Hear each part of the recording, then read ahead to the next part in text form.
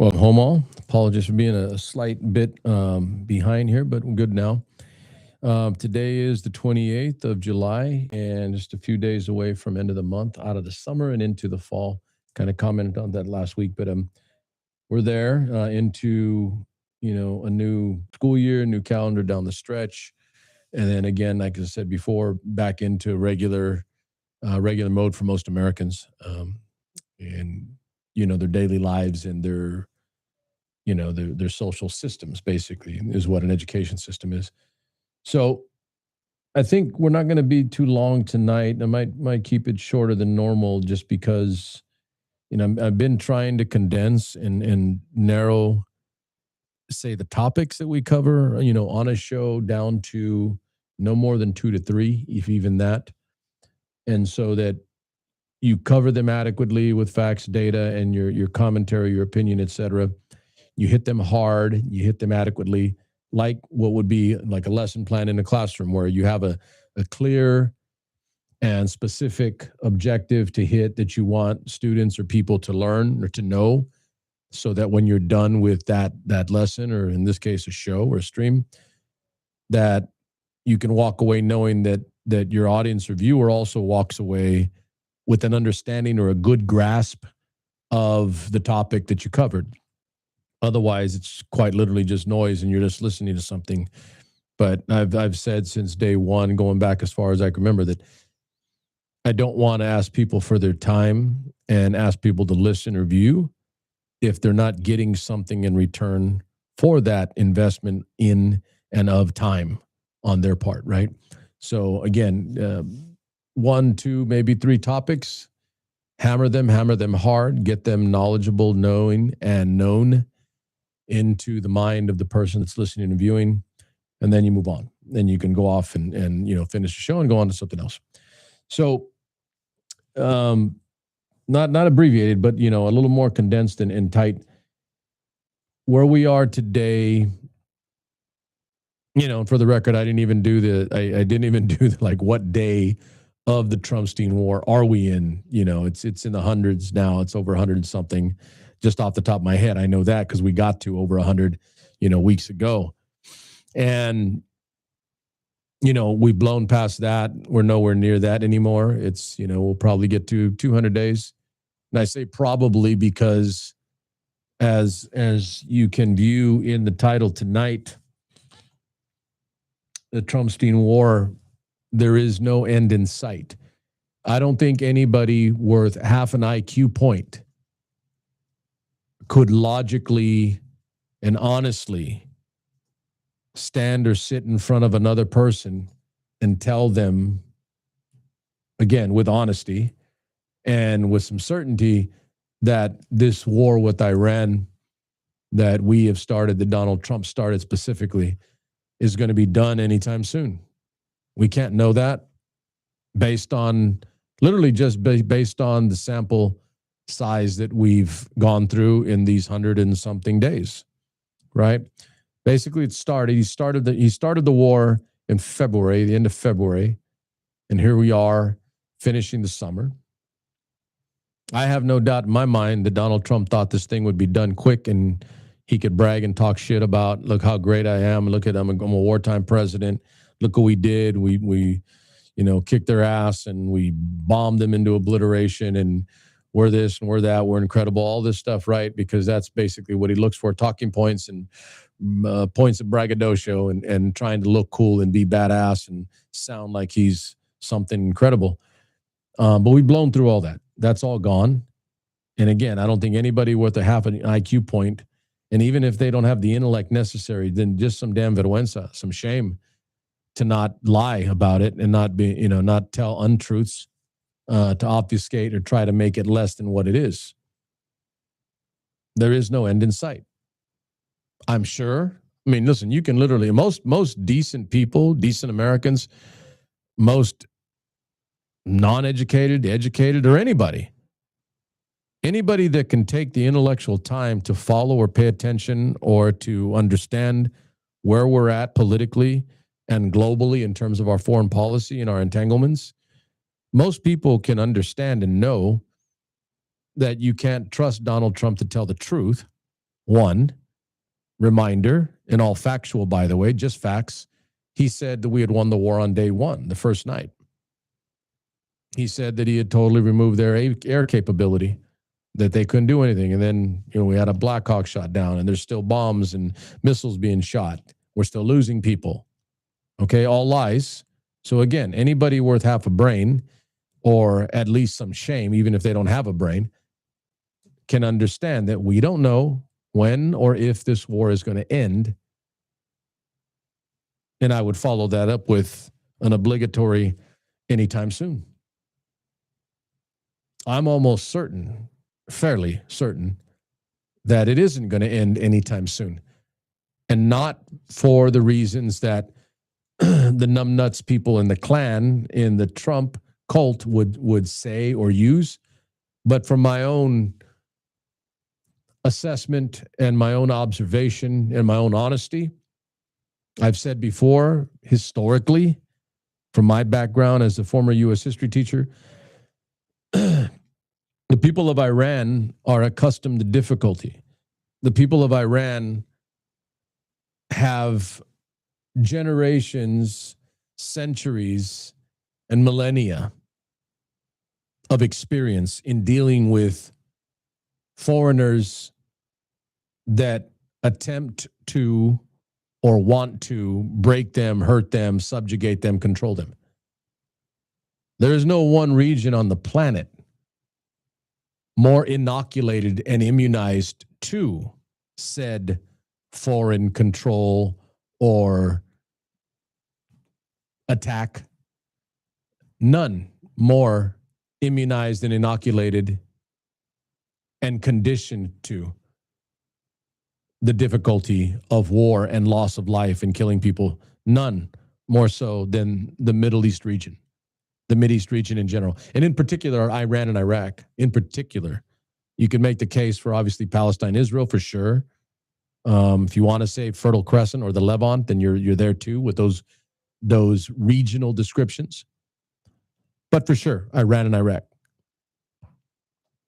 Would-be conquerors and badasses have been running through and trying to do things in that part of the world as long as we've existed and we're capable of an attempt at attacks or control.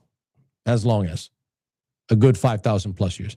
So again, that's what I'm basing my evidence on. That's why I have total confidence and comfort in saying that there is no end in sight to this Trumpstein war. Not because of Donald Trump's stupidity and ignorance and incompetence or Pete Hegseth, and that's another level of incompetence and stupidity. But my rationale and evidence and support to claim that I see no end in sight is because the Iranian people aren't going to roll over and say, oh, we're done. You attack us. You kill our fathers and mothers, sisters, wives. You kill our children. And it's all good. We like that. And so we're going to strike a deal with you. It doesn't work that way. And anybody, again, with half an IQ point can understand that. It's simple. It's so damn simple. We've killed their people unprovoked. They didn't attack us. It's not like this is Saudi Arabia, who we're giving nuclear deals to, that attacked us on 9/11, Saudi Arabian nationals, okay? Iran has done other things, but not that. And they didn't attack us to provoke a war here. And reminder, famously, Marco Rubio stating that we attacked them because they were going to attack Israel. The level of stupidity is indeed on another level. On another level. So again, my point here is really simple, but hard and strong and immovable. The Iranian people have a say in when this thing is over. They're the ones we've attacked. They decide too. It isn't just up to us to say, hey, I came in and slapped you and smacked you and hit you, and now I'm going to walk away and it's done. And we actually believe that it's going to be done because they're just going to roll over. They take the hit, they take the loss of life, they take the loss of fathers and mothers, sons, brothers, sisters, daughters, little girls, and they're just going to roll over and say, it's all good. Hey, we liked you attacking us and killing our people. We liked you attacking us and killing our children. So as I say that to you, and the relevance and the simplicity of the logic sinks in, now you can easily understand that, yes, logically, we can't expect an end in sight anytime soon, regardless of what our president says, because he's an idiot. Oh, we're going to strike another deal. Oh, they're going to want a deal real bad. They really want to make a deal with us. Yeah. How true was that? There was no deal struck, even though he said they really wanted to make a deal. Clearly, they did not. And maybe he was just too stupid to understand that. Maybe striking and blustering and bullshitting your way through and to a real estate deal is okay for you and your understanding of how people operate and how they're willing to negotiate with you. Maybe on that end, you can understand that. But when it comes to foreign policy, when it comes to our force posture all over the world and our commitments, our entanglements, and when it comes to other people dealing with us, this isn't a real estate deal. This is loss of life, control of foreign entities, foreign governments. Doesn't work that way. And I'll say it. I don't think that fundamentally the Iranian people are okay or immunized and okay with getting killed and losing people. But for damn sure, their government and the people running it are. They don't care. Now, I'm saying that generically, but I think that's obvious. They don't care what their what their people say, what their regular people say. They don't have to. They're not a democracy. Okay? They're not a democracy. They don't have to care what their people think. They do what they want. And I'm not saying that as, to applaud the point, to applaud who they are. No, quite the contrary. We're opposite, and I like who we are, not who they are. But also, two things being equal and true, we can acknowledge and understand that because they're not a democracy, that they can withstand, meaning their government and their leadership, they can withstand more pain and punishment than we can that way, because they don't have to care. And I rest my case quite strongly, if not beyond strong, on the fact that I know that the Iranian leadership and the Iranian government doesn't give a damn, doesn't give a shit about their people, and they're more than okay with seeing more people die, more people lost. They may say otherwise, but in evidence, no. And ultimately, the simple point is they're not going to roll over. And this is not going to be over easily or quickly. I think they've figured out that it's in their interest to make us look bad because we cannot control them. The only thing, and I alluded to this at the back end of the show last week, the only thing that gets us to that and them there, meaning their leadership, their government, is if we put a massive amount of soldiers on the ground to beat down their resistance in the form of the IRGC, their military arm, beat them down, kill them, destroy them, and then seize control of their land and government. And be clear here, because it's not complicated. If we do that, if we were to do that, then that would cost more American lives. And then we kind of, and I say we need to wrestle with the consequence of if numbnuts decides to send actual troops in. I know, most people in general understand and know that if that were the case, then more than likely, highly likely, probable that we lose more American lives on the ground. It's going to happen. Okay? It's going to happen. And that's quite literally the worst case scenario because I don't want to see it. I have no trouble with the United States fighting wars. And I have no trouble with the United States fighting and beating evil people, evil empires. But I do have a problem with a president starting a war for no damn good reason. And I don't want to hear any bullshit about telling me that, oh, we got to make sure Iran doesn't have a nuke, because now that is the rationale, the line of reasoning that they're using, like uniformly, at least him for sure, that we can't have and can't allow Iran to have a nuclear weapon. Oh, yeah, that's what the Obama thing was, right? The Obama deal.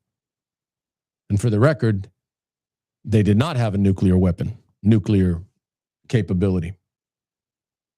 You can argue with how they did it. I have some issues with the Obama deal personally. I did back then. Don't like negotiating with people that are not good negotiators in good faith. I don't, in general. But on a strictly X's and O's basis, you can make the argument really easily that at least with the Obama deal, the JCPOA, that Iran did not have a nuclear weapon. They did not. And the point today here is we can make the case and say that Iran still does not have a nuclear weapon. And my point overall is it isn't because Donald Trump started a war that all of a sudden now we're going to stop them from having a nuclear weapon. It's a fallacy. It's false. Okay, it's false. Because most people that actually know, understand, and know that to go to war to say we're going to stop them from having a nuke is a lie. Because if that were the case, we'd be in wars all over the damn, all over the planet. Not just this one. So it's a lie. It's a fallacy. It's a red herring in a way, a red herring, an attempt to get you to focus on something that isn't actually true or there. Okay? It's false. So my point is that, there is no end in sight. And again, not just because our leadership, our president and our Secretary of Defense are incompetent and illegal. Okay? Not just because of that, but you can make that argument too, that that's a legitimate argument. They're incompetent. They won't find a way to end it, at least not adequately and not without us looking stupid or weak as a country, even though we're the most powerful military on the planet. So not because of that, that's a part. But again, and I'm asking my viewer, my listener, the smart people that watch my show and that are lucid and take the time and energy to parse through the garbage and the bullshit to actually get to the heart of the matter, the truth of the matter. The truth of the matter here is simple. The Iranian people that run their country, their government, are not going to roll over and end this war just because Donald Trump wants to finish it all of a sudden. And as I say that, you know it to be true because we already seen it in operation. We already seen it. We have already seen it. Negotiations were a joke. They were a trumped up, yes, I said that because I'm using it as an aside of stupidity. It was a trumped up attempt to show that we are doing something to try to end the war. And the reality is we were never going to be able to end the war. Not that fast, not that quick, and not with any good outcome for the United States. If anything, it's only gotten worse. And it could be worse. So again, last point here, reminder for my listener, my viewer, my audience. I'm resting my case for this war not ending anytime soon. And that's relative, right? But not soon. Definitely not in days or a week or weeks, maybe not even months. And hopefully, I'm hoping not years. I'm hoping because it's stupid and more Americans are going to die. And I don't want to see that. Stay with me. I'm resting my case on the fact that I am relying on the Iranian people in leadership to not let this go and to drag this out and to try to inflict more pain on our people and our soldiers, our troops, our government. I'm relying on that.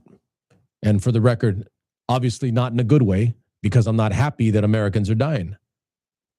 But I can rely competently on the fact that the Iranian people, the Iranian government, the people that run the Iranian government and leadership, I can rely on them not to be honest, good faith actors on the part of their people to end this.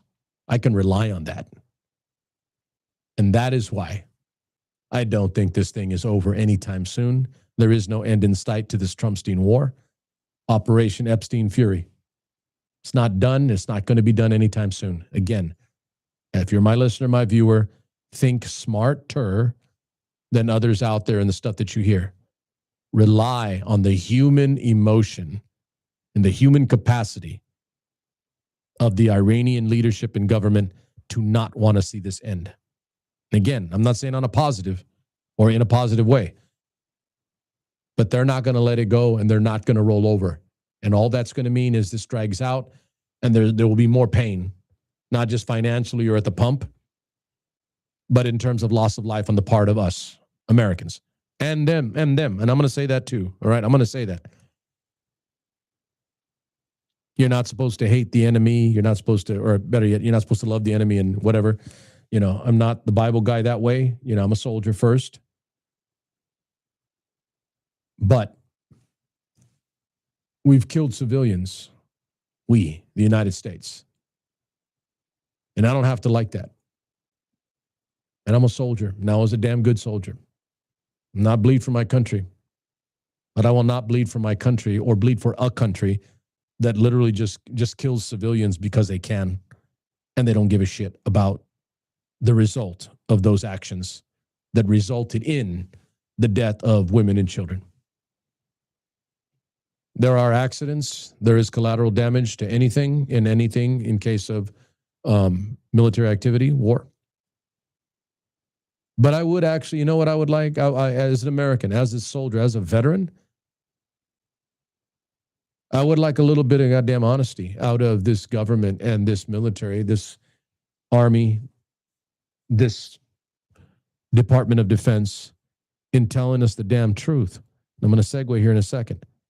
But telling us the damn truth in what the consequence of our attacks has been in civilian loss of life on the part of the Iranian people. I want to know that. I want to know that. I want to know what my taxpayer dollars have funded. I want to know how many civilians, how many mothers and daughters we've killed. I want to know that. And I want the truth out of my government. Because if you're taking our dollars, our taxpayer money, to pay for that killing, those killings, I should at least have the right to know how many people you've killed with American taxpayer dollars. Civilians. I'm not even talking about the soldiers. We'll get those numbers too. But I want to know civilians. I want our Department of Defense to tell me what the numbers are and how many civilians we've killed.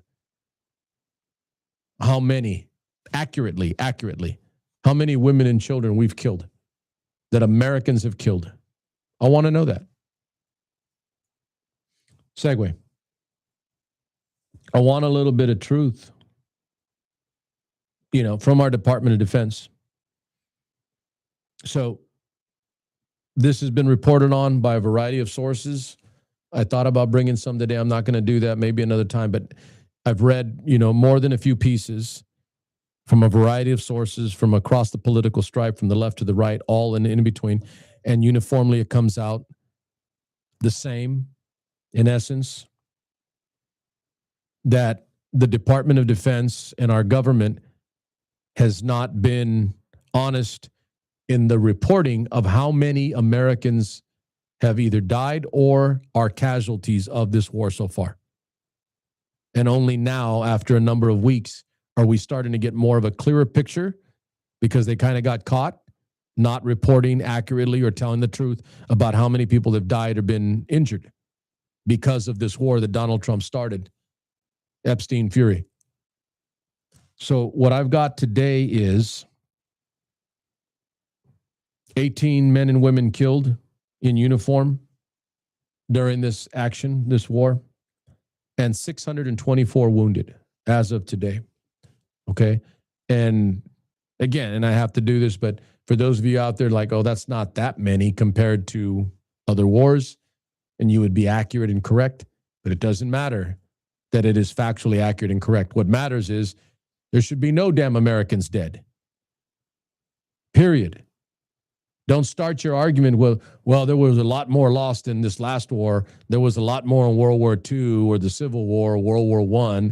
Lost way more then. I don't give a shit about then. That's not us now. We shouldn't be losing anybody right now in a war that is illegal, incompetent, and unconstitutional. There should be no American dead, period, in this stupid war for no damn reason that no articulated, rational answer could be provided for leading up to this war and as we conduct it, as it has been conducted. Okay, but stick those numbers in your head, because I've said this before too, and I'm going to say it again. These numbers will continue to climb. I'm going to hope and pray that it's not significant or it's not a lot. But I can't see any way, ladies and gentlemen, and you can't either, if you're honest with yourself, you cannot see there's any way that these numbers don't increase. Maybe not massive numbers. I hope not, because we're talking about American lives. But for sure, there is no way that there isn't some Iranian-funded, backed, supported militant group, another form of ISIS. Oh, and I forgot. Maybe Donald Trump killed ISIS. Yeah, I forgot about that, right? There is no ISIS because Donald Trump killed them in his first term. He said so. And if you believe that, yeah. Got some oceanfront property right here in Central California for you. So there will be more attacks. These last 4 that happened recently over this last week and a half, those 4 were not like right there, you know, on Iranian soil or in the Strait of Hormuz. They were in other portions or other parts of the Middle East in bases that are American. Because we have bases all over that region in different countries. And there will be people, there will be attacks emanating from, stemming from, coming from, funded by the Iranian government in retaliation. And they will try to kill Americans. They will attack American bases. That will continue. And at some point, we may lose somebody again or more. Let alone the fact of what I said too at the top of the hour, basically that if he ends up doing something really stupid and sending our troops in number on the ground, we're going to lose more. So, you know, the ultimate point here on this second portion of the show tonight, in terms of, you know, casualties and what the loss is for us, not even getting into the financial, not even getting into how it affects us in terms of a market or an economy. I'm just talking about loss of life of Americans. Okay, so again, an illegal, unconstitutional, incompetent war that has resulted in the death of 18 young men and women that swore an oath to this Constitution in this country. They're dead. 624 wounded. I don't know the extent. I'm sure we'll know that over time. I don't know the extent to which those injuries or wounds escalated to. It could be something as simple as a shrapnel wound, a bullet, a concussion of some kind, loss of a limb, something. Okay, so wounded. And I don't know. I don't know. Hopefully we'll find that out if our Department of Defense is honest and doing its damn job and telling us what our taxpayer dollars are funding and what the result of it is. 18 dead men and women in uniform, 624 wounded for an illegal, incompetent, unconstitutional war that should have never should have been started by a president who doesn't give a shit about the Americans that are in uniform doing it. And I will stand by that statement. I don't just believe that. I know that with certainty. With certainty. He can give a shit less about the men and women that die in uniform. Probably out playing golf while they die. And that's not even an aside or a joke. That's true. True. And you know it to be true. Last point here, and I guess these are some hardline statements and items that I've given you tonight because they're all true. But they're simple and to the point, and they're not debatable or arguable. They're just facts. And I want them ingrained, beaten into your head, into your skull, into your frame, into your knowledge base to understand that any argument regarding this war has to begin with the fact that we're losing American lives for no damn reason.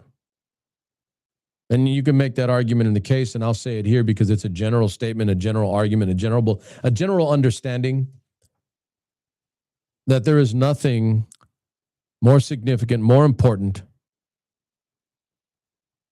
for a leader of a country to do than to send men and women to die. That is like the ultimate responsibility on the part of a leader, a president, a king, a premier, a prime minister, whatever. There is nothing more important than that, than sending men and women to die for your policies, for your whim, your whimsy, your beliefs, individually, as a leader. There is nothing more important than that. Sending people to die for you and your decisions, good or bad. Because of what I've stated, because of the things we've talked about tonight, things that are now firmly ensconced in your head, things that you now understand if you didn't already, numbers, data, etc., hardline thought, backed by data, backed by fact, inarguable. Okay? Put all that to the side for 1 second. And know that as a result of, it is compounded and made the problem worse for the president current in the form of an all-time low in approval of job performance. And we keep saying this, and I kind of joked and producer on the way here today, like it's gotten to the point where like one of the things Trump does do, if not directly or overtly, but as a byproduct of how he does, how he conducts himself or his decision-making processes, he has numbed us to a lot of things that we now just accept because we don't have a choice. And because he's done it and then he does more, we just accept what he did the first time and then he adds more to it. And that's quite the case in terms of an approval rating, an all-time low. What if it gets lower? Does it matter anymore? It's all time. How many times can you keep saying that? Without like a few specific different polls, what I read this week in terms of release of approval polls for job performance based generally on the whole as a job, meaning the job of president, and then for specifics with the economy, with the war in particular. That's why I'm segueing from that to this. And then within subgroups. And for a split second here, with the Hispanic subgroup in particular, for obvious reasons. The show Super Mex Nation, we talk about Mexican-American issues, Hispanic and Latino issues in general. And Trump's job approval rating amongst Latinos and Hispanics is also at an all-time low. And again, the segue is from the fact that everything that I've stated regarding the war and casualties and loss of life and the result of those decisions has affected people. And not a surprise, not a shock that people don't approve of young men and women getting killed. People don't approve of young men and women in uniform wounded, maybe irreparably for the rest of their life. We don't approve of it. And I say we, and I'm saying generally now, we don't approve of it. Because as I've said before, and I'm going to say with emphasis and strength and vigor now, the American people as a whole, the American people as a majority do not approve of not just the conduct of this war, meaning how we implement, how we strategize, how we tactically maneuver and place and position and use our military, but also from the fact that we don't approve of the conduct of this war, how it's being done, et cetera. We don't approve of the war at all as a whole. The overwhelming majority of America does not approve of this war at all. And if you got granular and went down to specifics, did we approve of the fact that because of what we did, the Strait of Hormuz is now a mess and a quagmire? And I'll say it, a quagmire. No, we don't approve of that. Do we approve of gas prices fluctuating up and down depending on, oh, there's a ceasefire, oh, there's a war again, up and down, no stability? Chaos, quagmire. Bunch of ugly words, but all true, all ringing true. We don't approve. You take that in conjunction, you put these pieces together, all of this together, and it's an overwhelming disapproval of the job of the current president. Some of the worst poll numbers in the history of the presidency itself since polls have been conducted. Overwhelmingly bad approval when it comes to the war. And then again, in a granular fashion, the conduct of the specific aspects of the war. No one approves in terms of majority. So when you take all this as a whole, and you're sitting here like, and this is the hard part, and let's be straight and honest, and this is why I hope you keep coming back, because I give you some truth. And I force you to think about this shit after this stream is done tonight or any of the prior night. Forcing you to look in the mirror and ask yourself the question you're faced with right now, which is, well, Supermax, we know that we do not approve of this war. We do not approve of the conduct of the war. We do not approve of what he's doing. We don't approve of the handling of the economy. We definitely don't damn approve of the handling of the Epstein files that are still not out or released or done. And I've stated that before. This government, this jurisdiction that is the Department of Justice under Donald Trump, is not prosecuting or investigating any of the people in the Epstein files, which everybody and their mother knows, understandably, is not good. Sex trafficking and pedophilia, not good. We don't approve of that. We don't approve of a president looking the other way because he's in the Epstein files 38,000 plus times. So no, we don't approve. And so my point to you and what I was stating earlier from my listener, my viewer, my audience, the hard truth, the hard fact, the hard in-your-face stuff that you just got to deal with and you got to get strong with so that it doesn't numb you and that you're strong enough to voice your opinion, to not tolerate people defending the stuff that Trump pulls because we know it's wrong, but you don't want to argue and fight with a cousin or a friend or a family member because you don't want it to be bad within your own immediate. That's the hard, ugly. Yet notice how they're okay with it. They're okay with bringing up their side and expecting you to quiet. Good people don't like fighting, don't like arguing about this shit, and they don't like dealing with that. They want to try to make it work. And that, quite literally, ladies and gentlemen, is the reason why they get away with what they get away with. It's why Trump gets away with what he gets away with. Because they rely on the fact that good people will not press and push and fight back. They'll try to make it work or try to conciliate and work together. That's the hard, ugly. And last part, hard, ugly for tonight. The last part is this. As I say all of this and you hear it and you know it to be true and you know it to be factual and you understand it, you get it. The show for the thinking Mexican, the show for the thinking American. When it's all over and done, say tonight or what we've talked about, we're still faced with the specter and the fact that this traitor is in office for 2 more years and there's not a damn thing we can do about it. And you quite literally wonder in a negative way, how much worse can this shit get? How much worse can this be? What else can he do to make us worse? What else can he do that's going to hurt us and the American people even more? And ladies and gentlemen, the hard, ugly truth, and maybe that's why people won't want to come here and listen and view this, because it's not pleasant. And I don't know. You don't know. I don't think he knows. He's an amoeba. He just acts, responds to stimuli and acts. We don't know. We don't. And we can't guess. So all we can do is make ourselves more knowledgeable, understand, and remember. I'm an historian, and that is literally hardwired into my framework. It is hardwired into my main frame.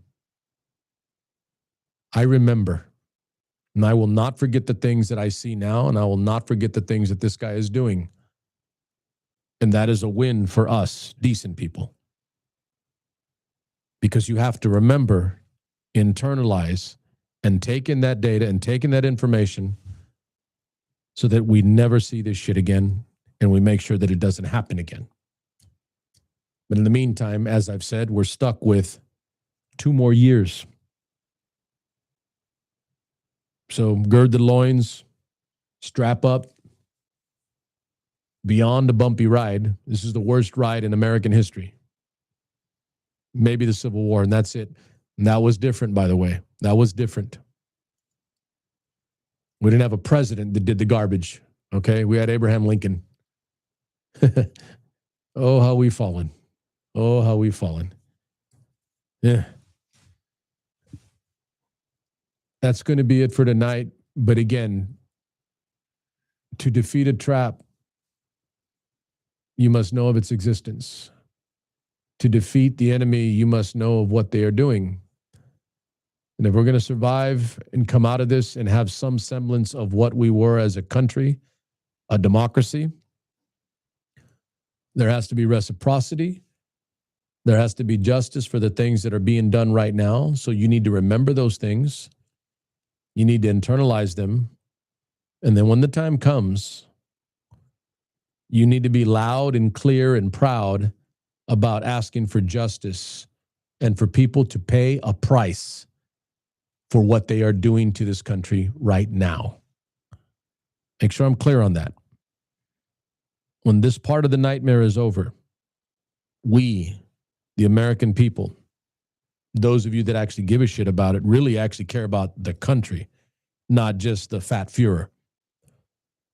We need to want justice. We need to demand repercussion and reciprocity for the things that are being done to this country and its people right now.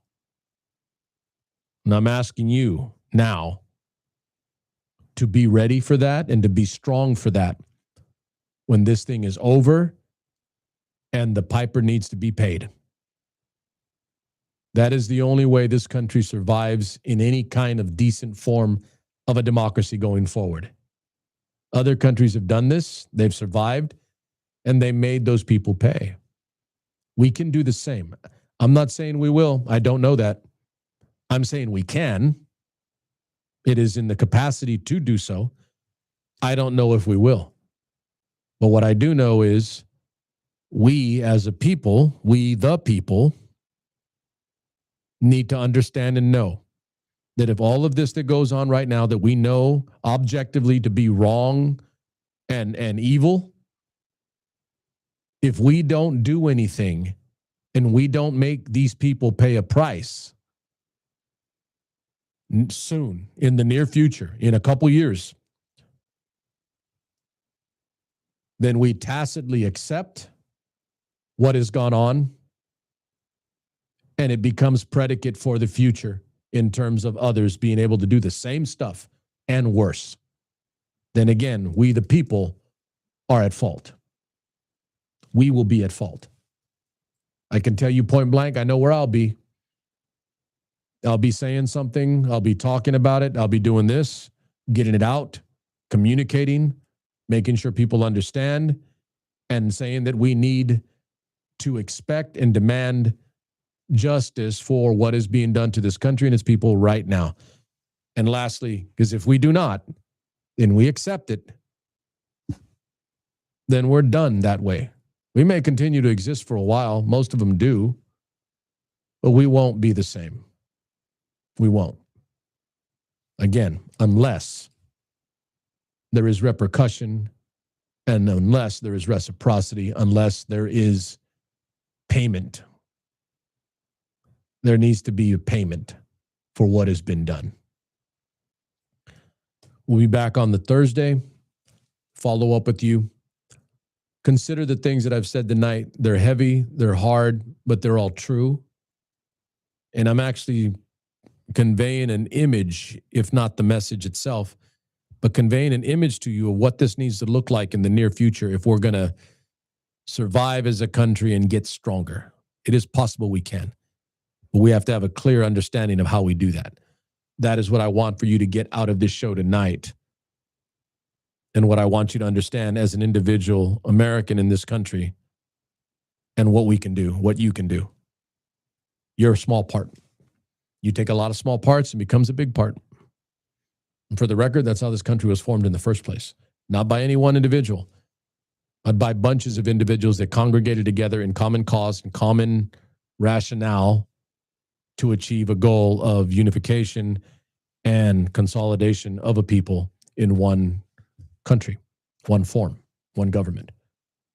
Okay, so remember that from this show tonight, and then maybe we'll follow up a little bit on it on the Thursday, and then move on to some other things that I want to get to, some pleasant, not just this stuff. Okay, but that's coming on Thursday. We'll be back here same time. Everything's good in schedule, so I'm not fluctuating. If you're with me tonight, please be with me back on the Thursday, back at 6:30 for about a half hour to an hour.